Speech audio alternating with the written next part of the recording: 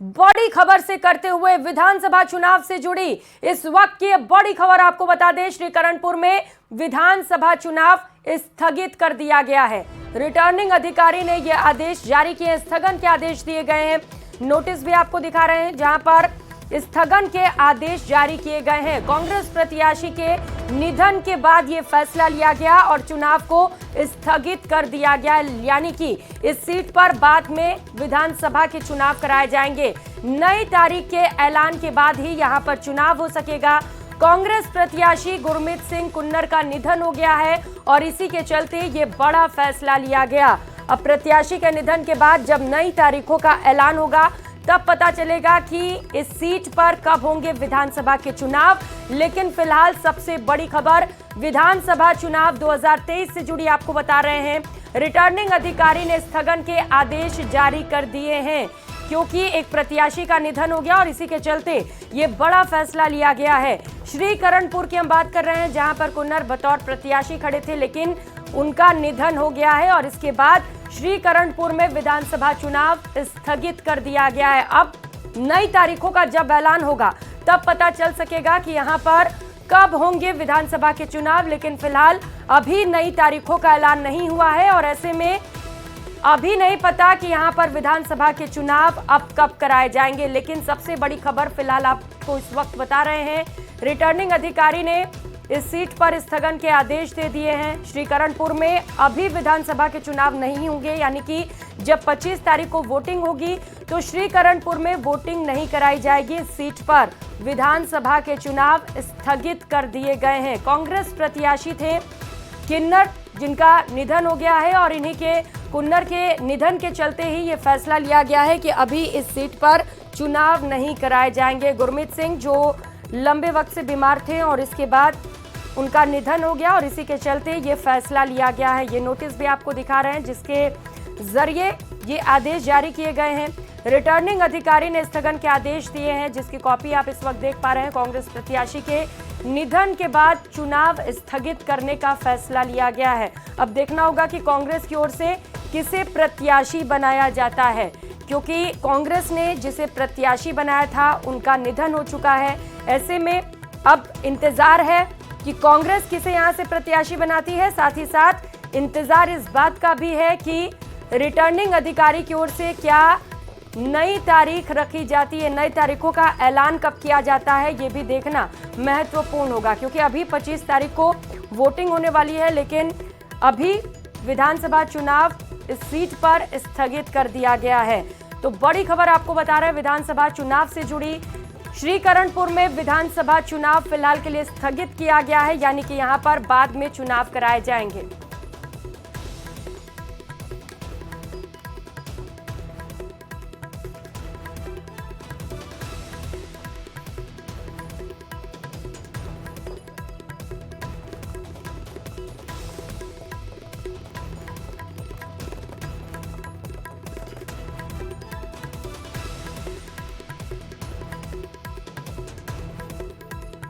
तो नई तारीख के ऐलान के बाद ही इस सीट पर चुनाव हो सकेगा। गुरमीत सिंह कुन्नर जो कि कांग्रेस के प्रत्याशी थे, उनका निधन हो गया है और उसके बाद रिटर्निंग अधिकारी की ओर से यह फैसला लिया गया है। श्रीकरणपुर में अब जब नई तारीखों का ऐलान होगा तभी यहां पर विधानसभा के चुनाव होंगे। तो राजस्थान में चुनावी माहौल गर्म है, बीजेपी कांग्रेस पर हमलावर है। बीजेपी के राष्ट्रीय प्रवक्ता सुधांशु त्रिवेदी ने कन्हैयालाल हत्याकांड को लेकर कांग्रेस पर तीखा हमला बोला है। साथ ही ऐसी घटनाओं को देश के लिए खतरा बता दिया। सुधांशु त्रिवेदी ने कहा कि राष्ट्रीय सुरक्षा के मुद्दों पर कांग्रेस को राजनीति नहीं करनी चाहिए। सुनिए क्या कुछ कहा है। चीजों की आड़ में छुपने कांग्रेस को कानूनी प्रक्रिया और इस ढंग के हुए दुर्दांत हत्याकांड, जो सिर्फ हत्याकांड नहीं है, राष्ट्रीय सुरक्षा से जुड़ा हुआ एक संवेदनशील विषय है, इस पे राजनीति नहीं करनी चाहिए। और वो जांच तो एजेंसी करेगी, सजा सरकार सुनाएगी। आप पॉलिटिकल पार्टी हैं, आप इसका नैतिक और राजनीतिक उत्तर दीजिए। तकनीकी और संवैधानिक चीजों की आड़ में छुपने की कोशिश नहीं करिए। आप साफ साफ कहिए कि वो कट्टरपंथी शक्तियां गलत हैं, मगर आप प्रकारांतर से उन्हें कवर फायर दे रहे हैं। उधर सचिन पायलट और मुख्यमंत्री अशोक गहलोत के बीच दरार की खबरों में कांग्रेस महासचिव केसी वेणुगोपाल ने सफाई दी है। उनका कहना है कि इस तरह की खबरें महज अफवाह हैं। उनका कहना है कि कांग्रेस एकजुट थी और एकजुट होकर ही चुनाव लड़ेगी। केसी वेणुगोपाल ने प्रदेश में एक बार फिर से कांग्रेस की सरकार बनाने का दावा किया है।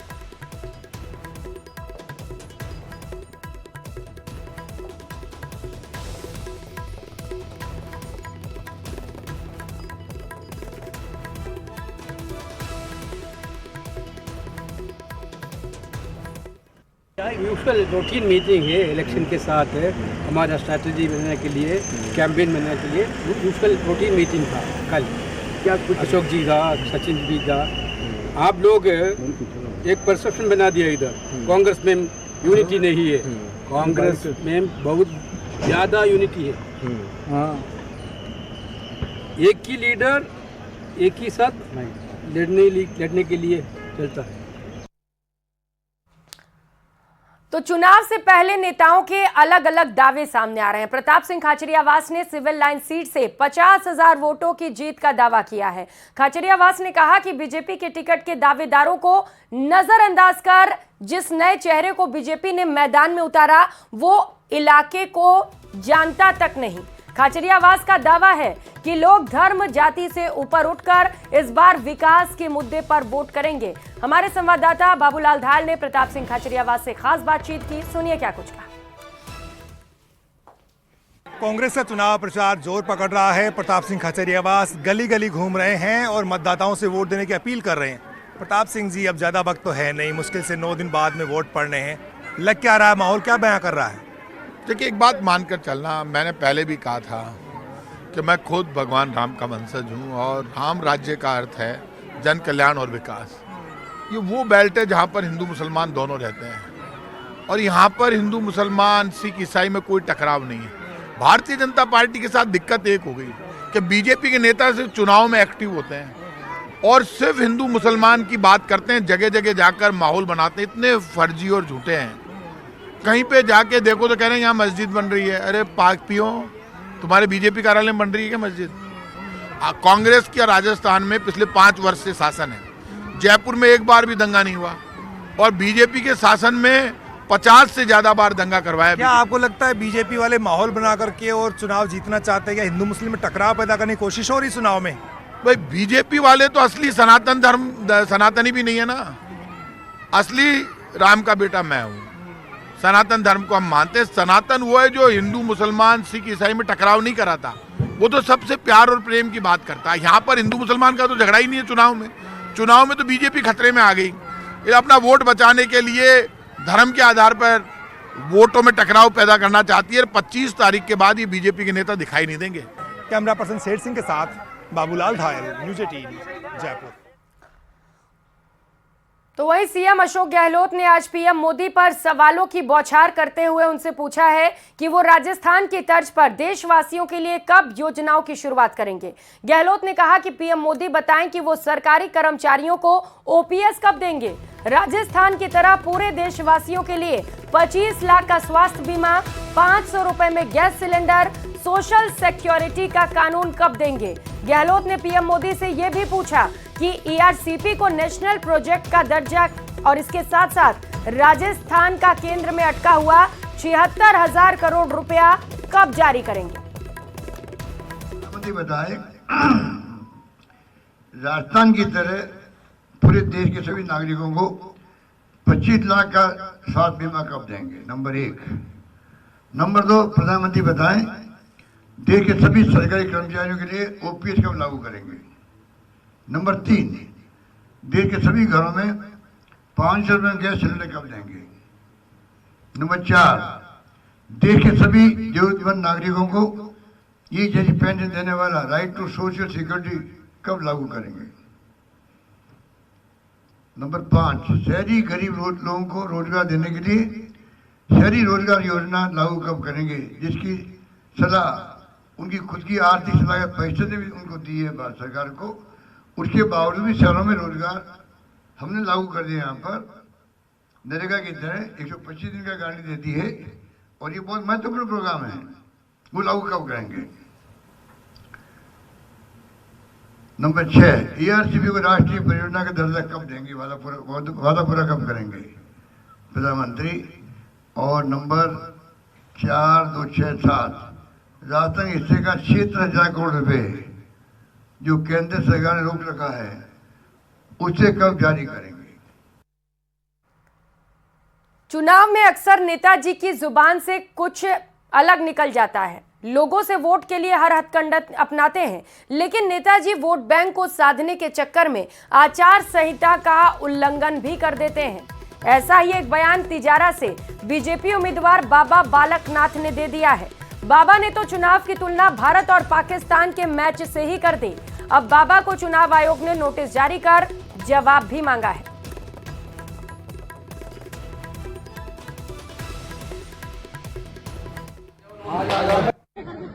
देखिए, भारत पाकिस्तान का मैच है इस बार। भाई है कि नहीं मैच भारत पाकिस्तान का? ऊपर वाले भारत पाकिस्तान का मैच है। यहाँ जीत की लड़ाई नहीं है, यहाँ पर वोटिंग परसेंटेज की भी लड़ाई है। उधर वोटिंग परसेंटेज कितना होता है आपको बताने की आवश्यकता नहीं है। हमारा वोटिंग परसेंटेज, क्योंकि वो कबीले एक हो गए ना सारे, उनके जो मंसूबे हैं उन मंसूबों को परसेंटेज से परास्त करेंगे तो आने वाले भविष्य में फिर कभी ऐसी हिम्मत नहीं करेंगे। और रुक लेते हैं, इस बीच मिल रही बड़ी खबर का। धौलपुर से बड़ी खबर सामने आ रही है। खिलाड़ी लाल बैरवा की तबीयत बिगड़ गई है। बसेड़ी से विधायक हैं खिलाड़ी लाल बैरवा, जिनकी तबीयत खराब हो गई है। चुनाव प्रचार के दौरान उनकी तबीयत खराब हुई। धौलपुर जिला अस्पताल के आईसीयू में उन्हें भर्ती कराया गया है। बसेड़ी से निर्दलीय चुनाव लड़ रहे हैं बैरवा, और इस बीच ये खबर सामने आ रही है कि विधायक की तबीयत बिगड़ गई है। उन्हें अस्पताल पहुंचाया गया है, जहां पर इलाज जारी है। फिलहाल ये पता नहीं चल सका है कि आखिर खिलाड़ी लाल बैरवा को हुआ क्या है, लेकिन जिला अस्पताल के आईसीयू में उन्हें एडमिट किया गया है, जहां पर उनका उपचार लगातार जारी है।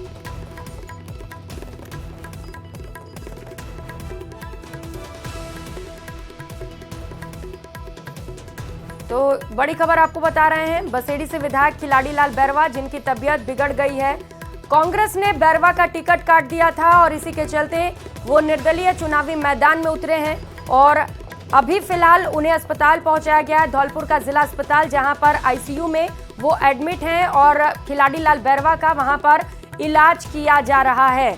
अब ज्यादा अपडेट मिलेगा तो पता चल सकेगा कि खिलाड़ी लाल बैरवा को आखिर हुआ क्या है, किस दिक्कत की वजह से वो एडमिट किए गए हैं। लेकिन सबसे बड़ी खबर इस वक्त की आपको बता रहे हैं, निर्दलीय प्रत्याशी के तौर पर इस बार मैदान में ताल ठोकते हुए खिलाड़ी लाल बैरवा खड़े हुए हैं, क्योंकि कांग्रेस ने इस बार विधायक खिलाड़ी लाल बैरवा का टिकट काट दिया और इसी के चलते अब वो निर्दलीय चुनावी मैदान में उतरे हैं। लेकिन इस बीच सूचना ये आ रही है कि खिलाड़ी लाल बैरवा की तबीयत नासाज है, इसी के चलते उन्हें एडमिट किया गया है आईसीयू, यानी कि इंटेंसिव केयर यूनिट। तो माना जा सकता है कि तबीयत ज़्यादा खराब होगी, लेकिन अब जैसे ही अपडेट हम तक पहुंचेगा कि दिक्कत क्या हो रही है खिलाड़ी लाल बैरवा को, क्यों उन्हें अस्पताल पहुंचाया गया है, फौरन अपडेट लेकर आपके पास पहुंचेंगे। तस्वीरें भी सामने आ चुकी हैं अस्पताल के अंदर से। ये तस्वीरें खिलाड़ी लाल बैरवा को आप देख पा रहे हैं, जिनकी तबीयत बिगड़ गई है। बसेड़ी से वर्तमान विधायक है खिलाड़ी लाल बैरवा, जिनका इस बार पत्ता कट गया था। कांग्रेस ने इन्हें टिकट नहीं दिया, जिसके चलते कांग्रेस से नाराज भी हो गए विधायक, और उसके बाद उन्होंने निर्दलीय मैदान में ताल ठोक दिया है। फिलहाल उपचार लगातार जारी है और उम्मीद की जानी चाहिए कि जल्द से जल्द खिलाड़ी लाल बैरवा ठीक हो जाएंगे। तो चुनाव प्रचार के दौरान अचानक से उनकी तबीयत खराब होने की सूचना मिल रही है, जिसके बाद उन्हें धौलपुर जिला अस्पताल के आईसीयू में भर्ती कराया गया है। और अगली खबर भरतपुर से है। सेवर थाना इलाके में एक युवक के साथ बदमाशों ने जमकर मारपीट की। मारपीट करने का आरोप कांग्रेस प्रत्याशी जोगिंदर सिंह अवाना के समर्थकों पर लगा है। वहीं घटना के बाद से परिजन और स्थानीय नागरिक पुलिस अधीक्षक कार्यालय के बाहर प्रदर्शन कर रहे हैं। बताया जा रहा है कि लंबे समय से सेवर पंचायत समिति की 9 ग्राम पंचायतों को उज्जैन पंचायत समिति में जोड़ने का स्थानीय लोगों द्वारा विरोध किया जा रहा था, और इसी के चलते इस घटना को अंजाम दिया गया है।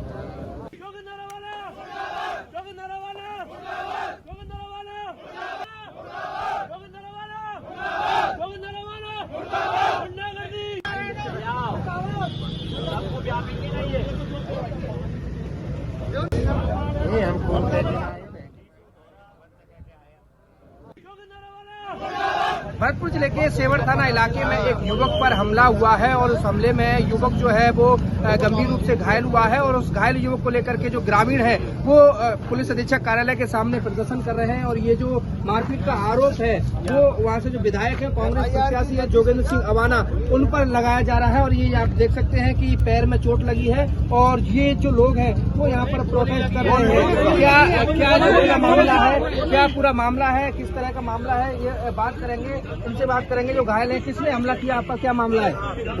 ये करतार है, अमाना का आदमी है और ये सारी वारदातें यही करवा रहे हैं अमाना जी। मैं राम सरपंच साहबों के लिए मैंने पैसे लिए थे 2 लाख रुपए, उनके लिए मैं देने जा रहा था।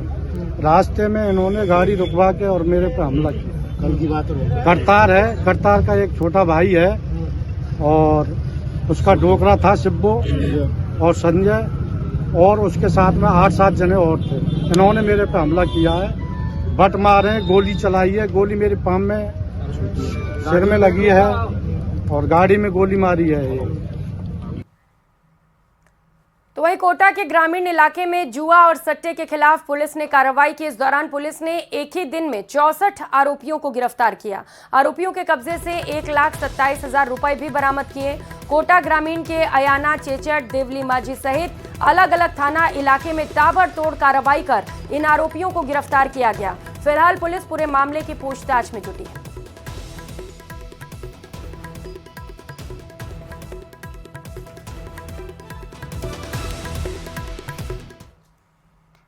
और खबरों में आगे बढ़ते हुए चुनाव आयोग द्वारा इस बार नवाचार के रूप में 80 वर्ष से अधिक उम्र और 40% से अधिक दिव्यांग श्रेणी के मतदाताओं को होम वोटिंग काफी भा रहा है। लोगों ने निर्वाचन विभाग के इस कदम को सराहनीय बताया। चित्तौड़गढ़ जिले में 1600 से अधिक मतदाता दोनों श्रेणी के हैं, जिनके मतदान के लिए जिला निर्वाचन विभाग द्वारा दलों को गठन कर मतदान प्रक्रिया प्रारंभ कर दी गई है। चिन्हित और आवेदन के साथ पंजीकृत मतदाताओं के घर जाकर वोट लेने का काम लगातार जारी है। पहले चरण में 19 नवंबर से ये काम जारी रहेगा।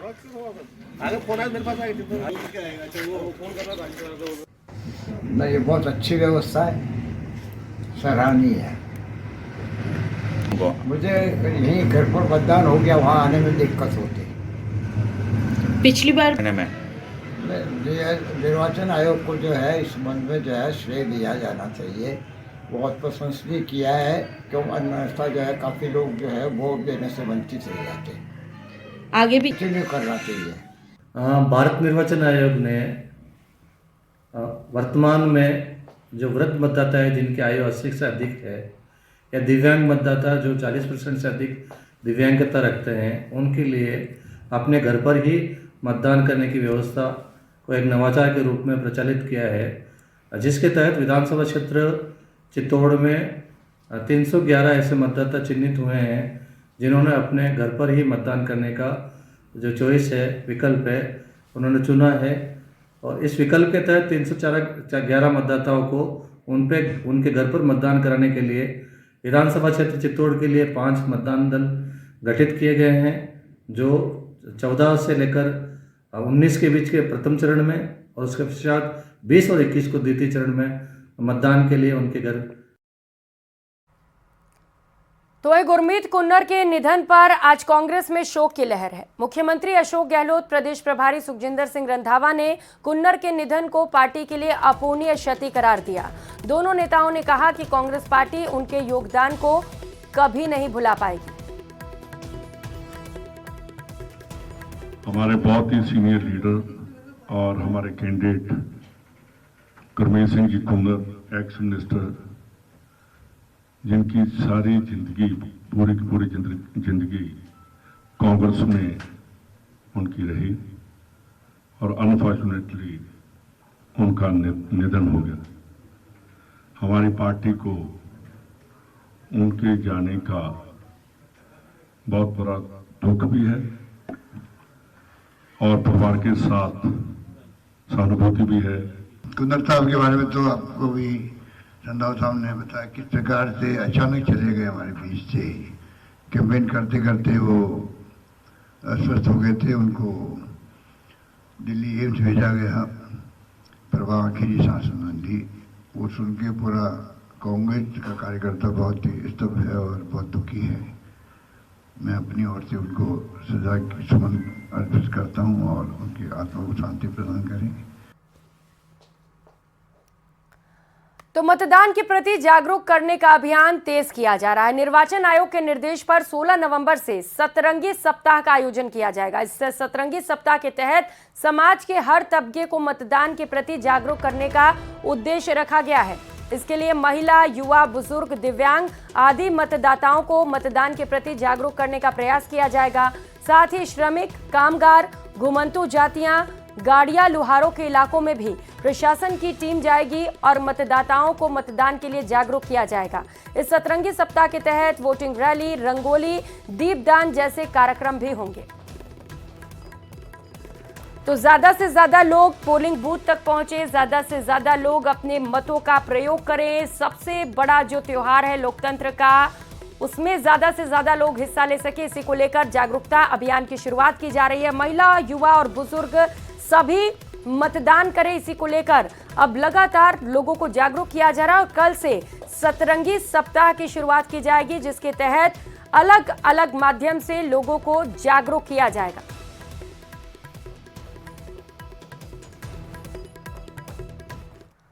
तो राजसमंद जिले की खमनोर थाना पुलिस ने विधानसभा चुनाव में अवैध हथियार, नकदी और मादक पदार्थों की धरपकड़ के लिए चलाए जा रहे अभियान में बड़ी सफलता हासिल की। पुलिस की एसएसटी टीम ने बस में सवार एक व्यक्ति से तकरीबन 5 लाख की नकद राशि और 2524 ग्राम चांदी के साथ आरोपियों को पकड़ा। थाना अधिकारी ने बताया कि अवैध गतिविधियों की रोकथाम के लिए परावल चौराहे पर नाकाबंदी की गई थी। टीम में नाकाबंदी के दौरान एक बस की तलाशी के दौरान नकद राशि बरामद हुई। कुल कीमत 7,21,500 रुपए आकी गई है।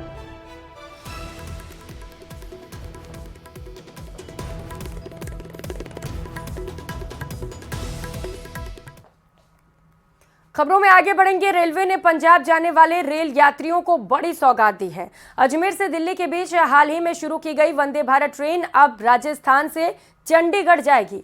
बता दें कि रेलवे बोर्ड ने वंदे भारत का विस्तार करते हुए अजमेर से चंडीगढ़ तक वंदे भारत का विस्तार करने का फैसला किया। अजमेर से सुबह 6:55 पर रवाना होकर 2:45 पर चंडीगढ़ पहुंचेगी। हालांकि उत्तर पश्चिम रेलवे ने इस विस्तार की तारीख का ऐलान नहीं किया है।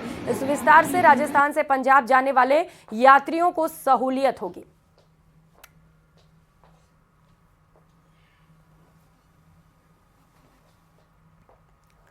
खबर